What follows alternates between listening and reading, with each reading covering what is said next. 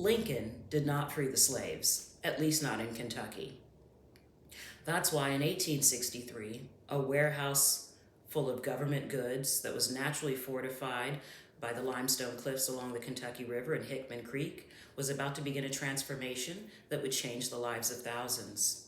According to the National Park Service, the site evolved into one of the largest pathways to emancipation for African Americans in the United States. Today, I'll explain how Camp Nelson changed during the Civil War, moving from a strategic supply depot to a major recruitment center and ultimately a gateway to emancipation. To understand Camp Nelson's significance, we have to begin with its original purpose. Kentucky was a border state. It was seen to be divided in loyalty and full of strategic tension, and the Union needed a strong foothold so that it could get its goods into Tennessee and the Appalachian region. The National Park Service describes Camp Nelson's location as intentionally chosen for its natural defenses and transportation access. It was positioned along the Lexington-Danville Turnpike, and it became a crucial hub for supporting Union soldiers and campaigns in Virginia, Tennessee, and Georgia. The camp provided equipment, food, livestock, ammunition, and more to the Union war effort.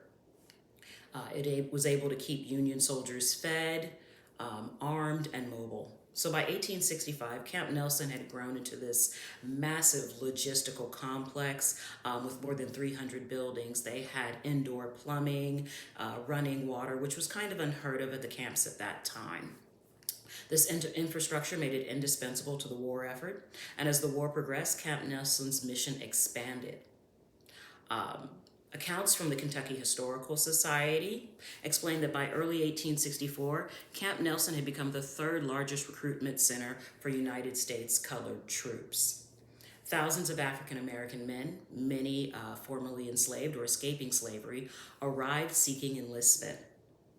This enlistment challenged Kentucky's pro-slavery political structure and demonstrated the role that African American soldiers played in Union victories. The National Park Service reminds us that President Lincoln's Emancipation Proclamation did not apply to Kentucky because it was a loyal Union state. The Emancipation Proclamation specifically states that it only applied to those in open rebellion.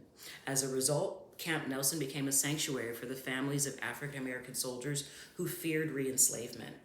Taylor's research on refugee camps shows that women, children, and elderly relatives fled to Camp Nelson seeking protection. They lived in makeshift tents, forming one of the largest African American refugee communities in the region. However, in November of 1864, the Army forced many of these refugees out into the wilderness. The Kentucky Historical Society reports that many people died from exposure and illness after being pushed out into the harsh weather. This followed with public outrage, which forced the federal government to pass legislation in the spring of 1865, granting emancipation to the family members of the United States colored troops. This decision transformed Camp Nelson into a gateway to emancipation for more than 23,000 Kentuckians.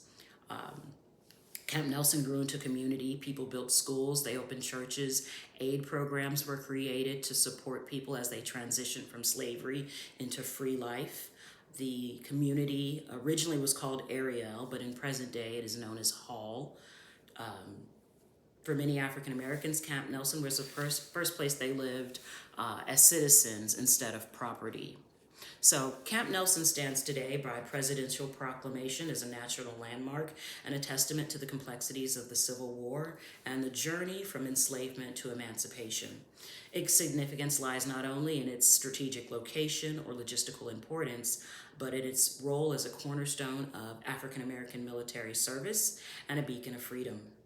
As the National Park Service emphasizes, Camp Nelson's legacy is one of courage, transformation, and the pursuit of citizenship.